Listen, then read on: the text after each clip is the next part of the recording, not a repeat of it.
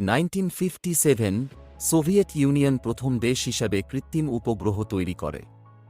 Sputnik 1 হল প্রথম কোনো মানুষের তৈরি জিনিস যেটি পৃথিবীর কক্ষপথে পৃথিবীকে প্রদক্ষিণ করে। এরপরে আমেরিকাও 1958 সালে নিজেদের তৈরি কৃত্রিম উপগ্রহ এক্সপ্লোরার লঞ্চ করে। কিন্তু কিছু বছর পরে ইউরি গাগারিন প্রথম মহাকাশে যান এবং রাশিয়া তখনকার সময়ের সোভিয়েত ইউনিয়ন পৃথিবীর প্রথম দেশ হয়ে যায় যারা মহাকাশে প্রথম মানুষকে পাঠাতে সফল হয়। স্পেস রিসার্চে কোন দেশ এগিয়ে এরকম একটা রেসে জিততে মরিয়া আমেরিকার প্রেসিডেন্ট জন এফ কেনেডি 1961 সালের 25শে মে ঘোষণা করেন যে 10 বছরের মধ্যে আমেরিকা চাঁদে মানুষকে পাঠাবে এবং ফিরিয়েও আনবে। This decade is out of landing a man on the moon and returning him safely to the earth. NASA প্রচুর প্রেসারে হোক বা নিজের দেশের সম্মানের জন্য বা কোল্ড ওয়ারে জিততে তারা অনেক টেস্ট করে। অনেক বাধা বিপত্তি অতিক্রম করে অবশেষে সেই দিনটি আসে। 1969 সালে 16 জুলাই অ্যাপোলো 11 মিশন লঞ্চ করা হয়। 2, 1, 0, all engine running. Liftoff. We have a liftoff. 32 minutes past the hour. Liftoff on Apollo 11. তিনজন astronaut commander Neil Armstrong, module pilot Michael Collins এবং lunar module pilot Edwin Buzz Aldrin. 19শে July Apollo 11 চাঁদের অরবিটে পৌঁছায় এবং দুটি আলাদা ভাগে ভাগ হয়ে যায়। একটি ভাগ যার নাম ঈগল সেটিতে থাকে নীল আর্মস্ট্রং এবং এডউইন বাজ অ্যালড্রিন। আরেকটি ভাগ যার নাম দেওয়া হয়েছিল কলম্বিয়া সেটিতে থাকে মাইকেল কলিন্স। কলম্বিয়া চাঁদের কক্ষপথে ঘুরতে থাকে এবং ঈগল চাঁদে ল্যান্ড করার জন্য এগিয়ে যায়। 20 জুলাই 8:10 ঈগল ল্যান্ড করতে প্রস্তুত হয়। একদম শেষ মুহূর্তে ল্যান্ডের জায়গায় বড় বড় পাথর থাকার কারণে সেটি পরিবর্তন করে 4 মাইল দূরে ল্যান্ড করার জায়গা ঠিক করা হয়। টিভিতে লাইভ দেখা 640 মিলিয়ন লোক এটা জানে না যে ঈগলে ল্যান্ডের আর মাত্র 5% ফুয়েল আছে আর কম্পিউটার ওভারলোডের ওয়ার্নিং অ্যালার্ম বাজছে। কিন্তু সব বাধা অতিক্রম করে অবশেষে নীল আর্মস্ট্রংয়ের থেকে আওয়াজ আসে ঈগল ল্যান্ড করেছে।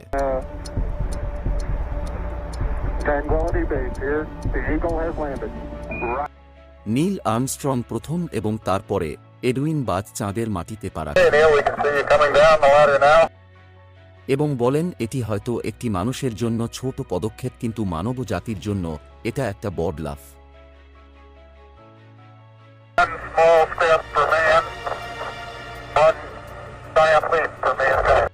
20 জুলাই পৃথিবীর বিজ্ঞানের ইতিহাসে একটি স্মরণীয় দিন হয়ে যায়। কিন্তু সত্যিই কি তারা চাঁদে গিয়েছিল? তখন না ছিল ইন্টারনেট, না ছিল স্মার্টফোন, কি করে সম্ভব? যদি গিয়েই থাকে তাহলে আমেরিকার পতাকা হাওয়ায় দুলছে কি করে? চাঁদে তো হাওয়া নেই। সবটাই কি তাহলে সোভিয়েত ইউনিয়নের সাথে কোল্ড ওয়ারে জিততে সাজানো ঘটনা? আসুন আমরা এই ভিডিওটিতে আলোচনার মাধ্যমে আসল সত্যটা বোঝার চেষ্টা করি।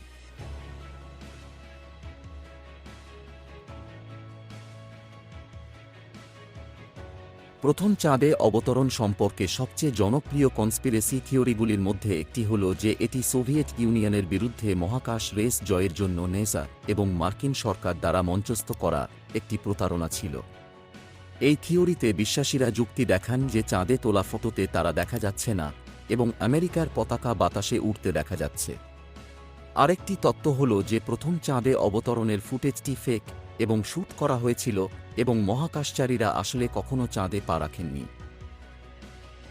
এই তত্ত্বের কিছু প্রবক্তা দাবি করেন যে চাঁদে অবতরণ একটি স্টুডিওতে শ্যুট করা হয়েছিল এবং সেটা এমনভাবে করা হয়েছিল যাতে এটি দেখা যায় যেন মহাকাশচারীরা চাঁদে হাঁটছে।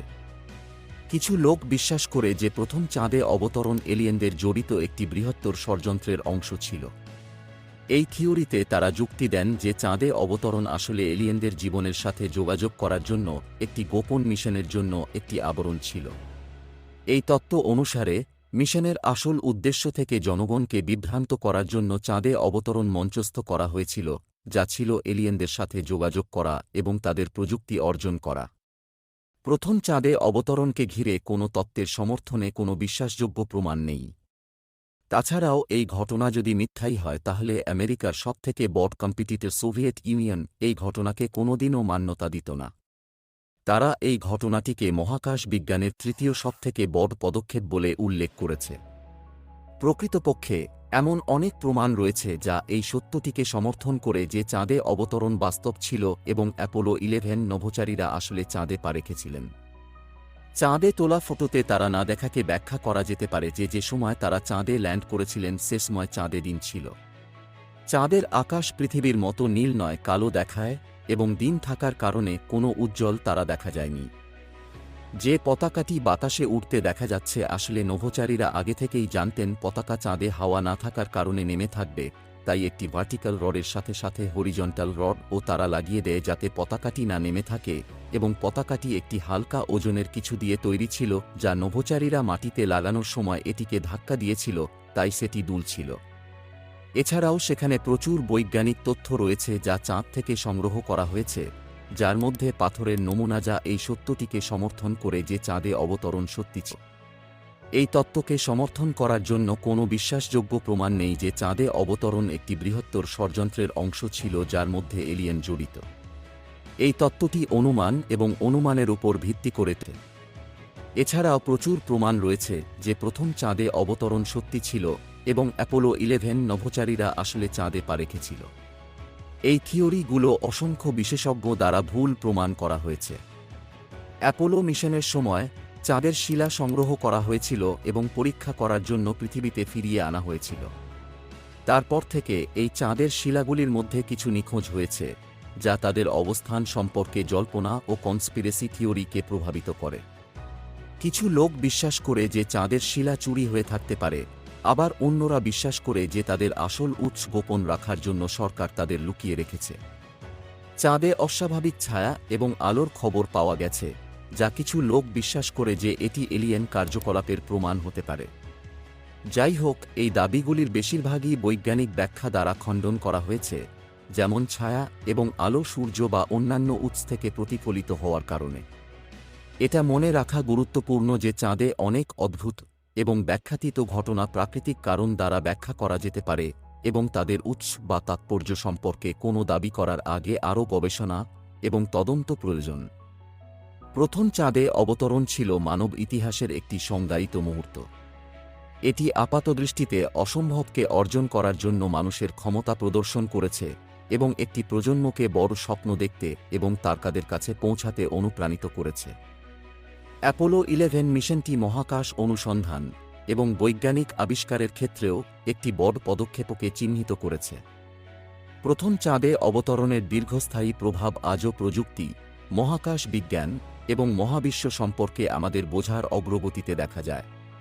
চাঁদে অবতরণ বিজ্ঞান, ম্যাথ এবং প্রযুক্তির প্রতি নতুন করে আগ্রহের জন্ম দিয়েছে এবং অসংখ্য মানুষকে এই ক্ষেত্রগুলিতে ক্যারিয়ার গড়তে অনুপ্রাণিত করেছে। আমরা যখন ভবিষ্যতের দিকে তাকাতে থাকি, তখন এটা গুরুত্বপূর্ণ যে আমরা আমাদের আশ্চর্যের অনুভূতি এবং আমাদের চারপাশের পরিবেশ এবং সৌরজগৎ এবং বিজ্ঞান সম্পর্কে আরও শিখতে চাওয়া বজায় রাখি। চাঁদে অবতরণ কি সম্ভব তার অনুস্মারক হিসাবে কাজ করে যখন আমরা একটি সাধারণ লক্ষ্য অনুসরণ করার জন্য একটি প্রজাতি হিসাবে একত্রিত হই। আসুন আমরা প্রথম চাঁদে অবতরণ দ্বারা অনুপ্রাণিত হতে থাকি এবং নতুন আবিষ্কার করতে এবং মানুষের জ্ঞানের সীমানাকে আরও বাড়ানোর চেষ্টা করি। আপনার রায় অবশ্যই কমেন্ট বক্সে জানাবেন।